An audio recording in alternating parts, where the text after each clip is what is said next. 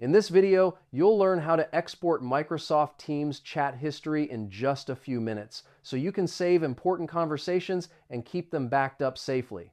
First, open your browser and go to mysignins.microsoft.com/export-data. This is the official Microsoft portal where you can request a full export of your personal data, including all your Teams chat history. Next, sign in with the Microsoft account you use for Teams. Once you're in, you'll see options to export your data, including chat history, files, and other personal information stored across Microsoft services.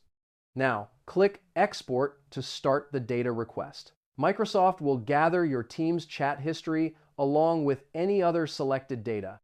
Depending on the size, this process can take from a few minutes up to several hours.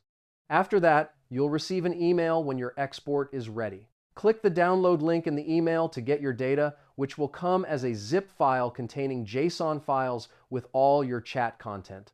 Once downloaded, extract the zip file on your computer.